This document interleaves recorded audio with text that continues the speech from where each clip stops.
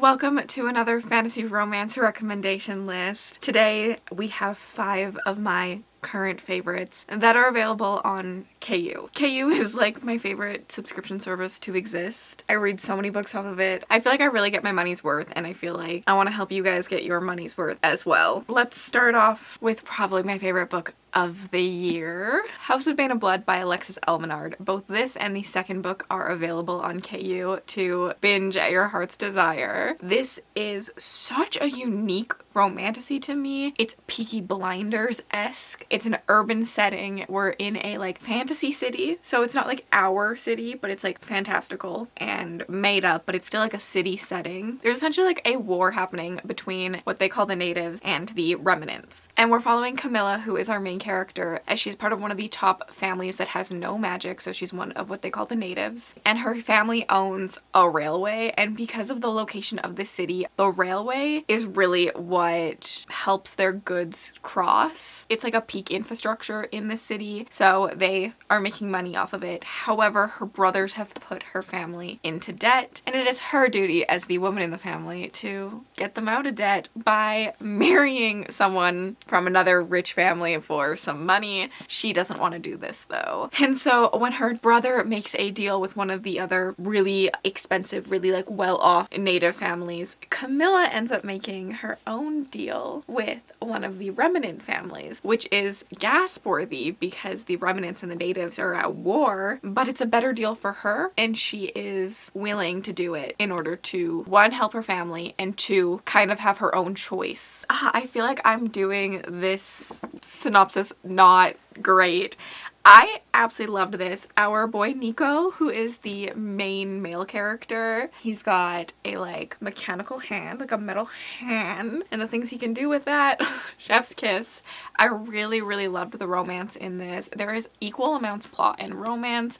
The plot cannot exist without the romance, and the romance cannot exist without the plot, but it blends together so seamlessly. I really loved this little duology. I do believe there's going to be more in the world. I just don't think it's going to be following our main two characters, so I do think this is a completed duology. Their story wraps up quite well. I scream about this book constantly. It is my favorite of the year. It is very unique. It's like an arranged marriage trope. There's a lot of forced proximity. They're forced to work together. They're forced into moments to like discuss each other's wants and needs, and it's just so good. The tension in this is so good. The romance is so good. The like my wife trope is in this, where he just calls her my wife all the time, and it's to die for. So yeah, if you have not picked up House of Bane and Blood, you definitely should. It's on KU. But I promise once you read it, you're not going to save money because you're going to want every single edition possible. Next up, my newest recent obsession is the Beast of the Briar series by Elizabeth Helen. This is a writing duo. It's actually two sisters, Elizabeth and Helen. This is the first book, Bonded by Thorns. I do own the Fairy Loot edition, so it's not what the regular cover looks like. I'm gonna pop the regular cover up here for you guys just to look at. I am obsessed with this. I will say I believe this is only on KU in the US and Canada. I'm sorry for all you UK people. It was picked up traditionally in the UK. We do have 4 books out currently, but they are being republished. This one has been republished this year traditionally. This was so fun. This was so good. This was so incredible. It is a Beauty and the Beast retelling, and there are like major nods to that story in this, like lines and stuff and things like that. So if you are a Beauty and the Beast fan, you will see that. However, I think that there is enough twists on this. If you're not a Beauty and the Beast fan, like me, so sorry, you won't see those. And so I think that it's equal parts enjoyment for anyone. This is a why choose fantasy romance. If you are not a why choose person normally, I don't know, I would still say try this. I absolutely ate this up. It's so much fun. We're following our main character, Rose, who her father goes missing, and she goes to find her father, and she ends up in the magical like fairy realm, where she does find her father as a prisoner in this castle. Now these 4 men are keeping him captive, and she offers herself up to them saying, he's useless, get rid of him, I owe you instead. Like, I offer myself up for my father. They take her up on that deal, and within a few days she learns that they have a curse on them. They are cursed by some random person because they are all rulers of their different realms. There's the autumn realm, the winter realm, the spring realm, the summer realm, essentially. And they have been cursed that they have done their realms a disservice, that they have not been the rightful rulers they should have been, that they have not been fair, they have not been just. And until they find their mate, they will turn into a wolf at night. But not only that, the tower is sucking the magic from them. So they are kind of needing to figure out what to do. They need to find their mates or else eventually they're gonna go bye-bye. When she figures this out, she says, let me make you another deal. Let me earn my freedom. I will help you all find your mates and you will let me go at the end. So she puts her little plan into action, but as she starts helping them find their mates, she realizes she might be in love with not one, not two, not three, but all four of them. And how is she supposed to earn her freedom? By sending them away to someone else when that'll break her heart. And you know, mates are involved, so you know where this is gonna go. This was so fun. Honestly, I just had so fun with this. I read all 4 books back to back that are out currently. I binged it. I giggled, I laughed, I screamed. The men are top tier in this. I think our main character, she's not my favorite. She does get better, but like the men are really what hold this series high in my mind. I loved all of them. I loved getting to know them. I loved tier ranking them. I had so much fun with this. I think that this is such a bingeable story and that definitely you should check it out. It is on KU in US and Canada. If it's not for you, I definitely still think it's worth the purchase. I absolutely loved this. Another one that I'm a little nervous is going to be taken off KU because I think that this might have gotten traditionally picked up, but no news has been announced. But we have The Everking by LJ Andrews. This is a pirate romantasy that I had a lot of fun with. This is a completed duology. Again, it's the Everking and then the Everqueen, and then there are more books within this series that follow different couples. The Miss Thief is out already. I have not read that one, but I'm very excited to.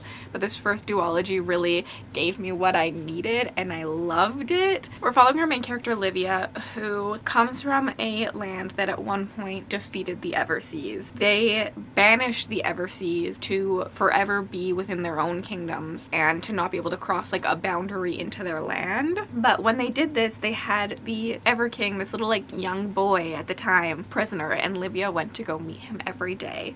And in there they shared a special bond. But as they've gotten older, they have not been able to see each other, and festers of revenge have happened within the Everking's heart. And when the curse is finally accidentally broken, the Everseas comes to Livia's land. And in order to hurt the king, the Everking, Eric, steals away our princess Livia in order to get her father to come to him so that he can kill her. Now, while being prisoner, she maybe falls a little bit for Prince Eric and remembers their bond that they had when they were little, and it's a little bit of enemies to lovers, captive, captee, and I actually ate this up. I feel like Eric was so ruthless, and I loved when he was sweet for her.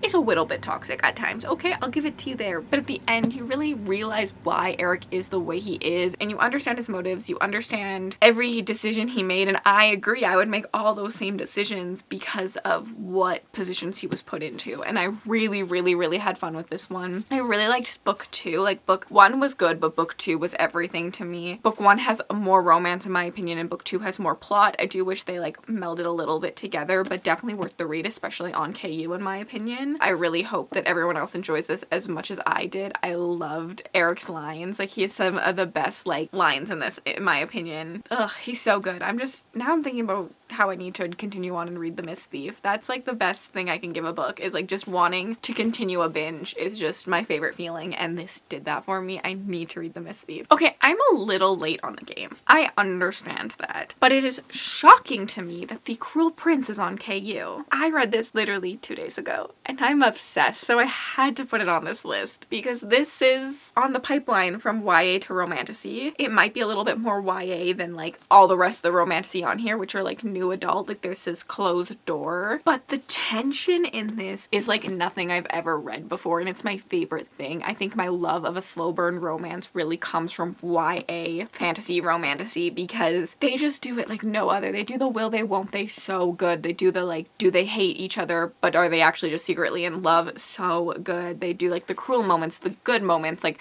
the hidden closet moments are amazing, and this book does all of that to peak percentage in my opinion. I ate this up. This is following Jude, who was 7 when her parents were murdered. The thing is, her parents were murdered by her older sister's biological father, who is a knight in the fairy realm. And when he murders their parents, he feels like he has to take ownership of his ex-wife's 2 human kids. So he takes all 3 of the kids back to Fairy and raises them as her own. Now, Fairy is not a nice place for humans. It is cruel. Fairies are twisted and malevolent in this. I really, really liked how this is your typical old fae stories, not like what we get these days. I really, really liked the lore in this is more traditional. The thing is, Jude fits perfectly in. She's a little bit cruel, and she is what the fairy realm has made her, and she's going to show them what that is, who that is. Specifically, Prince Carden, who is cruel. He is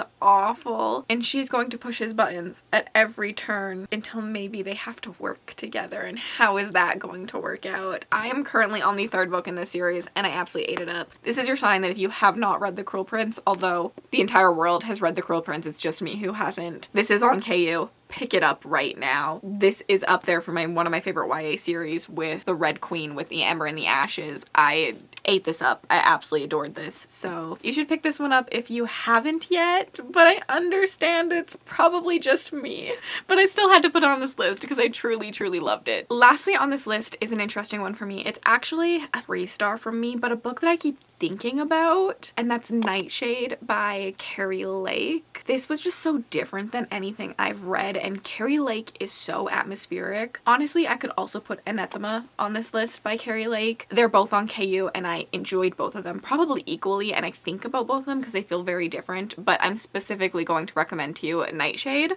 This is a duology. I've only read book 1 currently, but I do think it kind of is its own contained story. Like, it wraps up quite nicely, that like book 2 doesn't necessarily feel as necessary. In this, we're following our main character whose father was a Yale professor, but at the end of his life, once his wife died, once her mother died, he decided that something happened to her, and she did not just die of natural causes, and he really spends his life researching this realm called Nightshade, which is where souls that don't believe in anything else go, where lost souls go, where bad souls go, things like that. When he mysteriously dies, but no body's ever found, and interesting things keep showing up, like the feather of potentially an angel, a fallen angel, shows up in our main character's room. She starts to be like, what if my father was telling the truth? What if this Nightshade realm was not just a delusion and was real? And she starts researching into it. At the same time, we have a past timeline of a main character who has a similar birthmark on her wrist or arm as our present day timeline girl,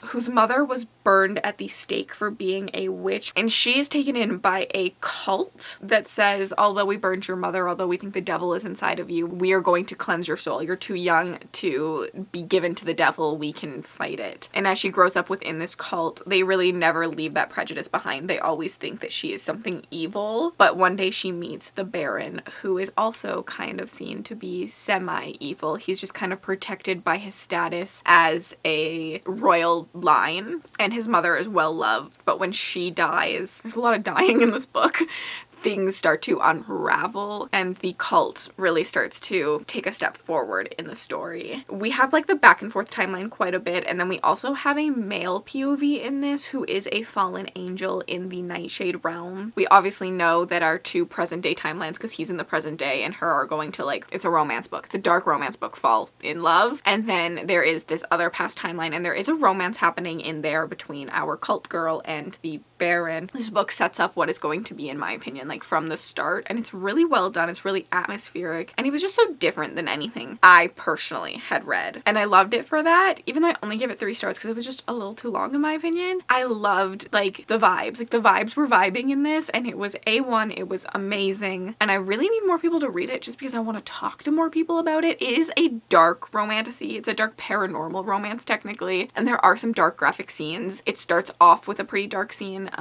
but I really, really enjoyed it and will be recommending it to all of you. Every few months when I have 5 new favorite romantasies, I do a video like this. Normally there's a little bit of theme, whether they're my favorites, they're underhyped, or on this one, they were all on KU. So I will leave the playlist of them up here for you to check out. If you made it all the way to the end of this video and you'd like to leave me an emoji just to say you were here, leave me a rose emoji. And if you have any KU recommendations for me, I'd love to hear about them down in the comments below. Have yourselves an absolutely remarkable day.